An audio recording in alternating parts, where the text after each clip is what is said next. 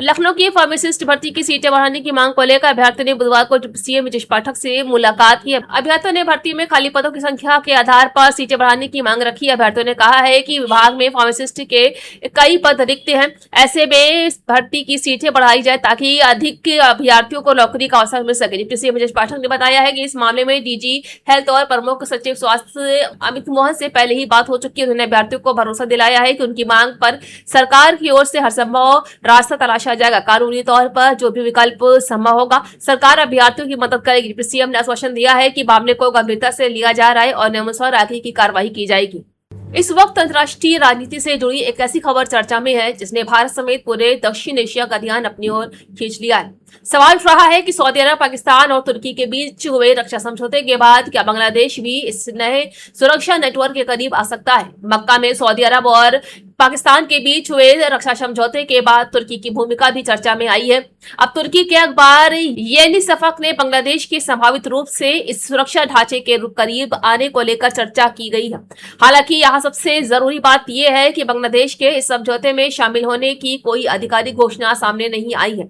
यानी फिलहाल ये एक संभावित चर्चा और रणनीतिक विश्लेषण है, ये कोई पक्का फैसला नहीं। मक्का में हुए रक्षा समझौते को लेकर पाकिस्तान और सऊदी अरब की तरफ से काफी चर्चा हुई है। इस समझौते का मकसद दोनों देशों के बीच रक्षा और सुरक्षा सहयोग को मजबूत करना बताया गया है। पाकिस्तान और सऊदी अरब के संबंध पहले से ही काफी पुराने और मजबूत रहे हैं। रक्षा के क्षेत्र में भी दोनों देशों के बीच लंबे समय से सहयोग रहा है, लेकिन अभी पूरे समीकरण में तुर्की का नाम जुड़ता है तो मामला केवल दो देशों के रिश्ते तक सीमित नहीं रहता, बल्कि इसका असर पूरे क्षेत्र की राजनीति पर पड़ सकता है। जी हाँ, अब सबसे बड़ा सवाल बांग्लादेश को लेकर है, जहाँ तुर्की के अखबार यानी सफक ने बांग्लादेश के संभावित रूप से इस नए सुरक्षा नेटवर्क के करीब आने की चर्चा ने इस सवाल को जन्म दिया है। क्या ढाका भविष्य में सऊदी अरब, पाकिस्तान और तुर्की के साथ सुरक्षा सहयोग बढ़ा सकता है? लेकिन अभी तक ऐसी कोई आधिकारिक घोषणा नहीं हुई है कि बांग्लादेश इस रक्षा समझौते का हिस्सा बनने जा रहा है। इसलिए इस खबर को समझते समय ये फर्क करना जरूरी है कि एक तरफ आधिकारिक समझौता है और दूसरी तरफ मीडिया में चल रहा रणनीतिक विश्लेषण। अगर भविष्य में बांग्लादेश इस तरह के किसी सुरक्षा नेटवर्क के करीब आता है तो भारत के लिए ये घटनाक्रम महत्वपूर्ण हो सकता है। इसकी वजह साफ है, बांग्लादेश भारत का पड़ोसी देश है और भारत के उस ऐतिहासिक, आर्थिक और सुरक्षा संबंध है। भारत की पूर्वी सीमा से जुड़ा कोई भी बड़ा रणनीतिक बदलाव नहीं दिल्ली के लिए नजरअंदाज करने वाली बात होगी। हालांकि सिर्फ किसी अखबार में आई चर्चा के आधार पर ये मान लेना भी सही नहीं होगा कि बांग्लादेश ने भारत से दूरी बनाने का फैसला कर लिया है। अब बात करते हैं तुर्की की। पिछले कुछ वर्षों में तुर्की ने एशिया और खासकर मुस्लिम देशों के बीच अपनी रणनीतिक और राजनीतिक भूमिका बढ़ाने की कोशिश की है। पाकिस्तान के साथ तुर्की के रक्षा संबंध भी चर्चा में आए हैं। तुर्की रक्षा तकनीक और सैन्य सहयोग के क्षेत्र में पाकिस्तान के साथ काम करता रहा। ऐसे में अगर बांग्लादेश भी भविष्य में तुर्की के साथ सुरक्षा या रक्षा समझौते बढ़ाएगा तो इसे तुर्की के बढ़ते क्षेत्रीय प्रभाव के संदर्भ में देखा जा सकता है। यहीं पर पूर्व एजेंट लकीबिच ने बयान भी जारी किया है। उनके बयान को लेकर सोशल मीडिया और राजनीतिक चर्चाओं में अलग अलग तरह के दावे किए जा रहे हैं, लेकिन किसी भी बयान को अंतिम तथ्य मानने से पहले उसके संदर्भ और आधिकारिक जानकारी को देखना जरूरी है। अब सवाल यह है कि आखिर बांग्लादेश का नाम इस चर्चा में क्यों आया है। इसका कारण दक्षिण एशिया की बदलती राजनीति है। भारत, पाकिस्तान, चीन, तुर्की और खाड़ी देशों के बीच रिश्तों में लगातार बदलाव देखने को मिल रहा है। बांग्लादेश भी इस पूरे क्षेत्र में एक महत्वपूर्ण देश है। उसकी भौगोलिक स्थिति उसे भारत और दक्षिण पूर्वी एशिया के बीच महत्वपूर्ण बनाती है। यही वजह है कि बांग्लादेश की विदेश नीति में होने वाला कोई भी बड़ा बदलाव क्षेत्रीय राजनीति पर असर डाल सकता है। इस वक्त की सबसे बड़ी खबर समाजवादी पार्टी के वरिष्ठ नेता और उत्तर प्रदेश के पूर्व मंत्री रहे आजम खान से जुड़ी हुई है। बुधवार सुबह प्रवर्तन निदेशालय यानी ईडी ने आजम खान और उनसे जुड़े लोगों के खिलाफ बड़ी कार्रवाई शुरू कर दी है। जानकारी के मुताबिक ईडी की अलग अलग टीमों ने उत्तर प्रदेश के रामपुर और सहारनपुर के साथ साथ नई दिल्ली में भी कई ठिकानों पर एक साथ छापेमारी शुरू की। बताया जा रहा है कि ये कार्रवाई धन शोषण निवारण अधिनियम यानी कि पीएमएलए के तहत की जा रही है।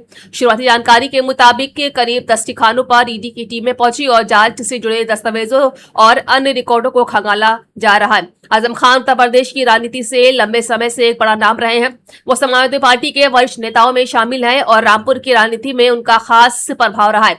मंत्री से लेकर सांसद तक की जिम्मेदारी संभाल चुके आजम खान पिछले कई वर्षों से अलग अलग कानूनी मामलों को लेकर चर्चा में है।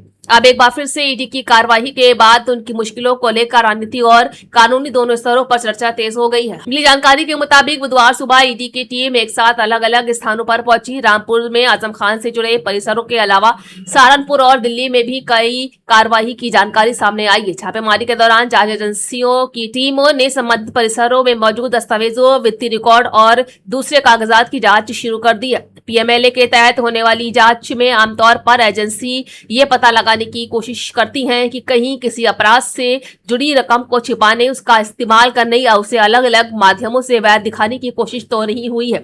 इस कार्रवाई में ईडी किन आरोपों और किस मामले से जुड़े तथ्यों की जांच कर रही है, इसकी पूरी तस्वीर आधिकारिक जानकारी सामने आने के बाद स्पष्ट होगी। इस पूरे मामले में रामपुर का नाम खासतौर पर महत्वपूर्ण है क्योंकि आजम खान की राजनीति का सबसे बड़ा केंद्र रामपुर है।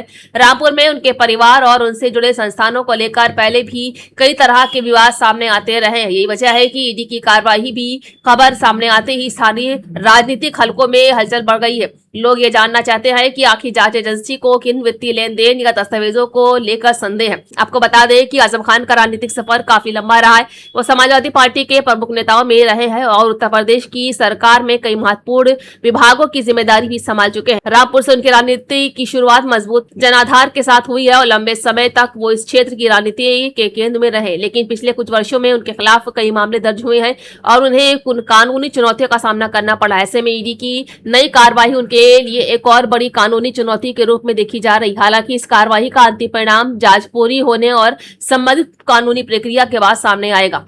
लखनऊ के पौष इलाके में मंगलवार रात सावन महोत्सव के दौरान 50 फीट ऊंचे झूले की ट्राली टूट गई। ट्राली 5-6 ट्राली से टकराते हुए नीचे आई। हादसे में भाई बहन समेत 5 बच्चे घायल हो गए, जहां एक बच्चे के मुंह में काफी चोटें लगी। घायलों को नजदीकी अस्पताल में भर्ती कराया गया। इनमें 3 की हालत गंभीर है। हादसे का डराने वाला वीडियो भी सामने आया है, जहाँ वीडियो में एक बच्ची अपने भाई बहन के साथ बैठी है। अचानक जोर का झटका लगता है और चीख पुकार मच जाती है।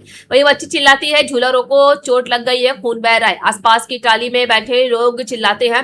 करीब 10 मिनट की चीख पुकार के बाद झूला रुकता है। घायलों को नीचे उतारा जाता है। बता दें कि हादसा इंदिरानगर में सुषमा हॉस्पिटल इस्माइलगंज के पास रात 7:30 बजे हुआ है। हादसे के बाद लोगों ने मेला संचालक को पकड़ लिया। हालांकि बाद में वो वहां मौका पाकर भाग निकला। घायलों के परिवारजनों का आरोप है कि मेला बिना अनुमति के संचालित किया जा रहा था। वहां सुरक्षा के पुख्ता इंतजाम भी नहीं थे।